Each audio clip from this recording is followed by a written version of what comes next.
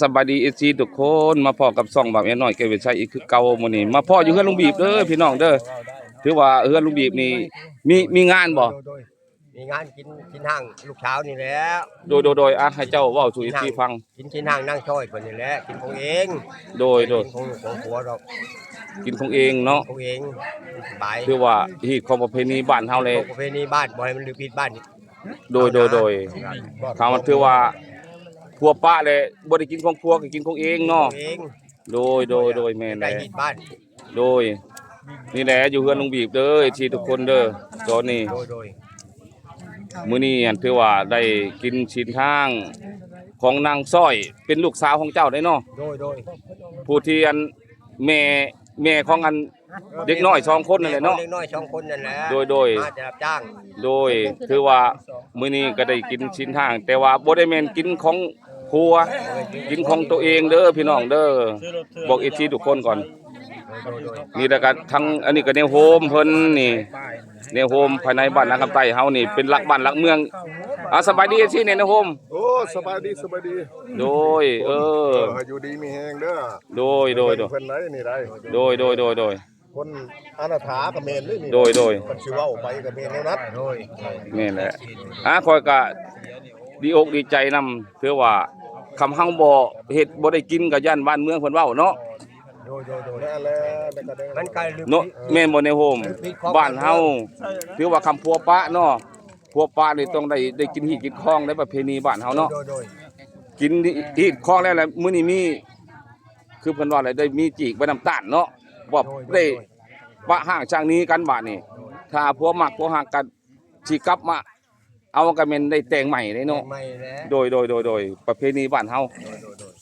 นี่แหละเอชีทุกคนเลยโดยนี่ก็เท่าแก่เพิ่นก็นั่งเป็นประมุขอยู่นี่ละแต่ว่ากินหีกินคองภายในบ้านนะครับใต้เฮาต้องได้เชิญทั้งเฒ่าทั้งแก่เมื่อบ้านเมื่อเมืองได้มาเป็นหลักฐานพยานให้แก่ลูกแก่หลานว่าได้กินชิ้นห้างคักแน่เนาะอันนี้ก็เฒ่าแก่ใหญ่เพิ่นได้นี่เจ้าภาพด้วยนี่โดยสบายดีเนี่ยเจ้าภาพเป็นลำไส้เพิ่นนี่อันนี้ก็ลำไส้เพิ่นเป็นลูกเป็นหลานของลุงบีบนั่นแหละนี่ยังได้จดแต้มกันได้บ่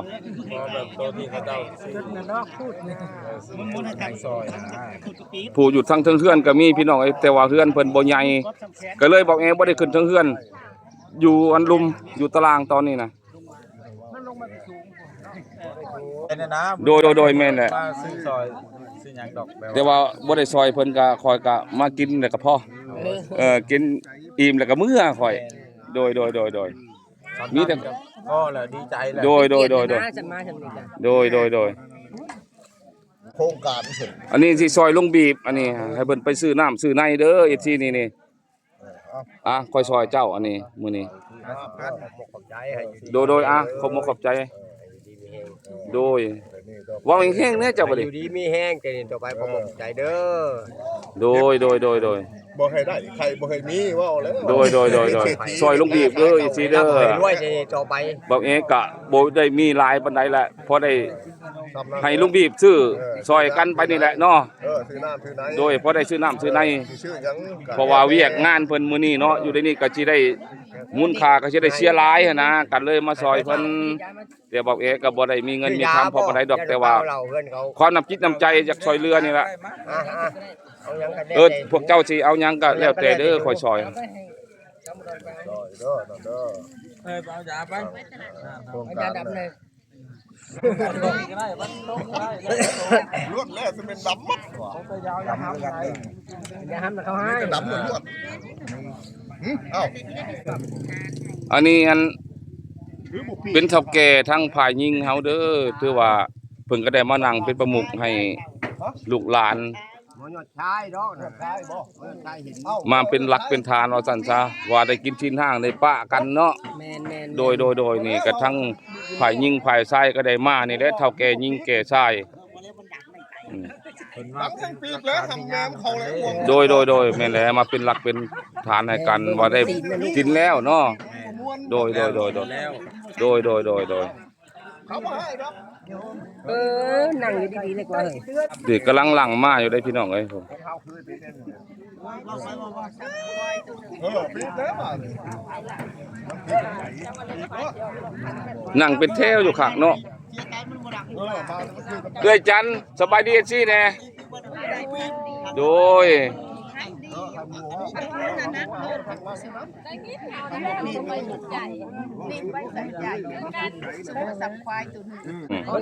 ลูกก็กินขนมอยู่นี่ โดยเอาเงินในลูกไปซื้อขนมเนี่ย เอาให้ เขาจะกินขนมล่ะ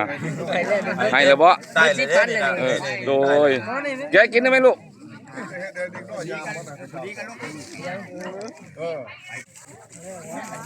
บ่มันเห็นโมเมนต์ว่าวันมันสิเช้ามากินกระลำหรือวันนี้เอาพื้นอยู่ไผ่นี่ บ่เอาอีกนะ เขาจะแม่ไม่ได้เจ้าจะกินเลี้ยงหมดเลยครับดีลองไว้งามๆเลยล่ะอย่าไปเอาพื้นไปอีกหน่อยพวกเขาโจมมัน เด้อว่าหั่นเด้อ อันนี้ลูกอม โอ้ไปแล้วเล่านะทำราศีได้โอ้คนเถิงเขาจะไม่ได้ไปดี โดย ของเขาเอาพื้นอีกใช่คันนี้มันเป็นอ่าน โดยก็อยากถามลุงบีเนาะ โดย แต่ว่า คันว่าใช่ น้ำนี่หันก็ใส่ปกติบ่เดี๋ยวนี้ ปกติอยู่เดี๋ยว โอ้ยคลำหลาย บ่ได้มีบ่ติดขัดหยังเนาะ ยัง มีอ่ะ โดย ที่คัดยังโดนเด่นปก เพื่อนให้ตัด อันไฟฟ้าเฮาเด้ ติอยู่ ปกติเนาะ ปกติอยู่ โดยแต่ว่ายังเสียบ่หนึ่งเนาะลูกบีบยามันปล่อยกะจีพยายาม มาพร้อมข้าง ให้ได้อยู่เดี๋ยวนี้ยังห้องน้ำเนาะโดยแต่ว่าสิได้ง่ายหรือได้ไวก็ยังบ่ทันฮู้เด้อลูกบีบเด้อโดยนี่แหละนั่งน้ำลุงบีบตอนนี้ FC ทุกคนเลยนี่ โอ้เขามีป้ายมันสิกายคนละก้อยพุ่นติ ห้องน้ำนี่ต้องย่อทางนั้นเนาะเฮ็ดทางนั้นเนาะ เขาโบจักคนเข้าบ้าน ทางบนรถเขาเจ้าจอดนะมันเหมาะ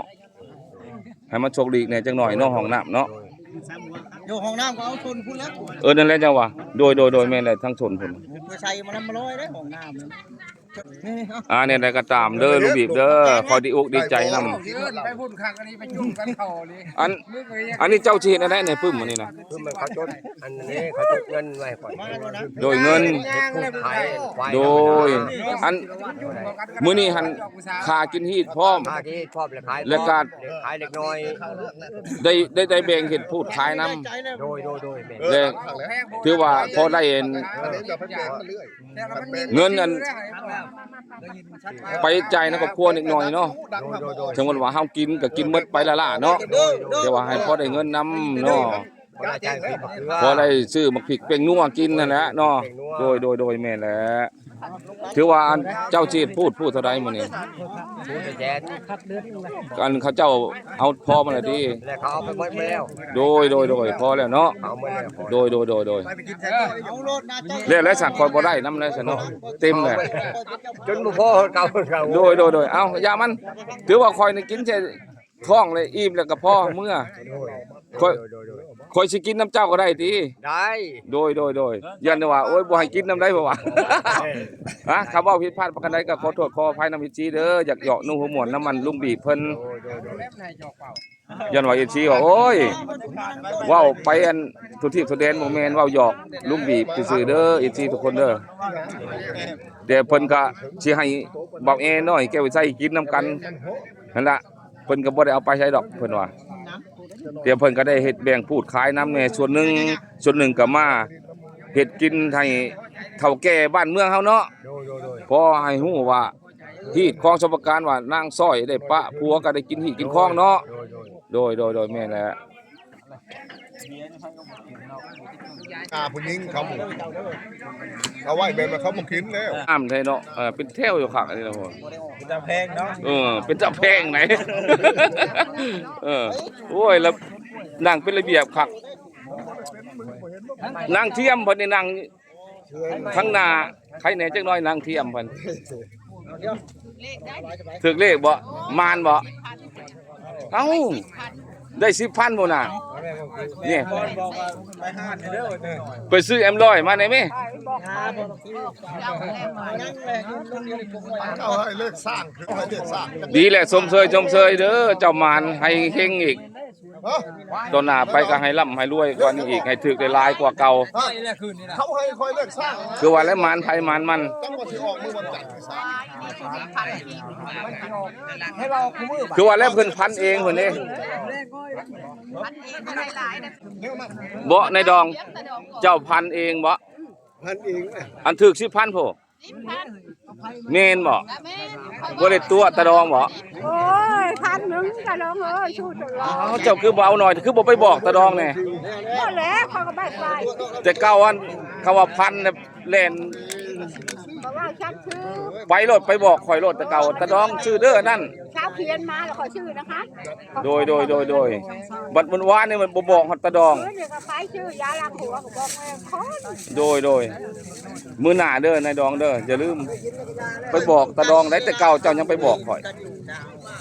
บัดว่านี่บ่บอกฮอดข่อย ลืมตะดองแล้วว่ะ ไปไล่เอาควายอยู่ถูก โดย เลยควายเขา เป็นออกแม่นอีหลีเนาะโอ้ยก็เฮงเจ้าดีได้ปอ1 10,000โพ ใช่เป้าลูก10,000 ได้800,000น่ะเด้ มาตกที่อยู่กับว่า อันยังวันจันทร์อีกวันจันทร์นี่คำพันคิวแหละอย่าลืมไปบอกตะดองอยู่เฮือน มึงว่าคนที่ต้องมึงว่าคนนู้น เมตรพันเมตรบาท